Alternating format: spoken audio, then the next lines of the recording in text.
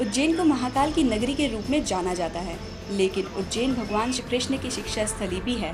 द्वापर युग में भगवान श्री कृष्ण 11 वर्ष की उम्र में उज्जैन के ऋषि सांदीपनी के पास विद्या अध्ययन के लिए आए थे। यही वजह है कि भगवान कृष्ण की शिक्षा स्थली सांदीपनी आश्रम देश विदेश के भक्तों की आस्था का केंद्र बना हुआ है। जन्माष्टमी का पर्व यहाँ बड़े धूमधाम के साथ मनाया जाता है। उज्जैन के सांदीपनी आश्रम में भगवान कृष्ण का जन्मोत्सव आस्था और उल्लास के साथ मनाया जाता है।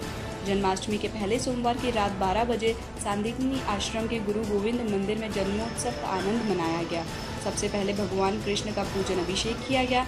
इसके बाद जन्मोत्सव की महाआरती शुरू हुई, जिसे उच्च शिक्षा मंत्री मोहन यादव ने हमेशा की तरह मंदिर में पूजा अर्चना की। उज्जैन में कृष्ण जन्मोत्सव बड़ी धूमधाम से मनाया जाता है। ये कृष्ण जन्माष्टमी का जो महापर्व है युगों युगों से यहाँ पर बनता चला आ रहा है, क्योंकि सांदीपनी वंश परंपरा में हम लोग आज भी यहाँ पर अपनी परंपरा का निर्वहन कर रहे हैं। क्योंकि श्री कृष्ण जन्माष्टमी का महोत्सव हर साल हर वर्ष बड़ी धूमधाम के साथ मनाया जाता है, लेकिन इस वर्ष क्या है कि कोरोना काल है।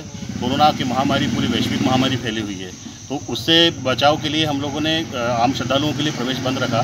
बिल्कुल जो पुजारी परिवार के लोग हैं और जो सेवादार जो हैं, उन्हीं के बीच में हम लोगों ने जन्माष्टमी का महापर्व बनाया, जो कि कोरोना मुक्त एक हमने पेपर के जो कटिंग होती है, रंग बिरंगे फूलों से हमने सजावट की गई है, जिससे कोरोना का भी कोई प्रभाव नहीं है। जन्माष्टमी का महापर्व खूब बड़ी धूमधाम के साथ आनंद हुआ है। अभी महाआरती संपन्न हुई, जिसमें मध्य प्रदेश के शासन के उच्च शिक्षा मंत्री डॉक्टर मोहन जी यादव उपस्थित थे, और हमारे डॉक्टर अंकित जोशी जी, जो कि अरविंदो हॉस्पिटल इंदौर में सेवाएं देते हैं कोविड में, इनको कोरोना कर्मवीर योद्धा सम्मान से भी हमने लोगों ने नवाजा है।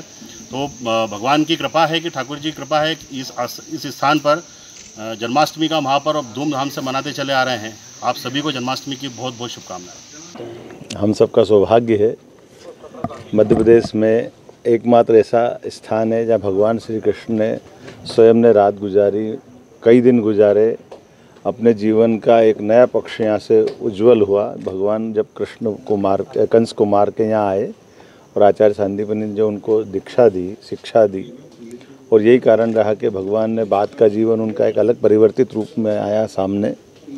भगवान के प्रत्येक कदम पे उज्जैन की छाप है, सांदीपनी आश्रम की छाप है। यहाँ तक कि जब युद्ध के कर्म क्षेत्र में जाने के बाद गीता का जो उनके मुँह से एक अद्भुत ग्रंथ की रचना हुई, वो सार भी अगर कहीं से निकला तो उज्जैन से निकला है। उसी प्रकार से जैसे द्वारका का महत्व है, मथुरा का महत्व है, उसी प्रकार से उज्जैन का भी महत्व है।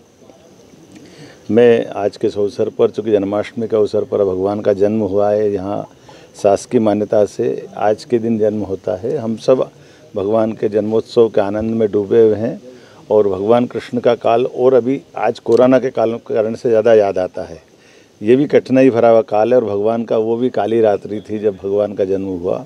तमाम कष्टों से, तमाम परेशानियों से, तमाम मुसीबतों से भगवान ने जन्म से लेकर उनका शरीर छोड़ने तक जिस प्रकार से जीवन जी के सिखाया है, वो हम सब के लिए प्रेरणादायी है। आज के युग में भी वही हमको संबल देता है। हमारी संस्कृति, हमारा धर्म, हमारा अध्यात्म, हमारा इतिहास हमको आगे बढ़ने की प्रेरणा देगा, और विश्व में मनुष्यता की स्थापना होगी। श्री कृष्ण वंदे जगतम गुरु। उज्जैन जिले से अर्पित बोराना की रिपोर्ट।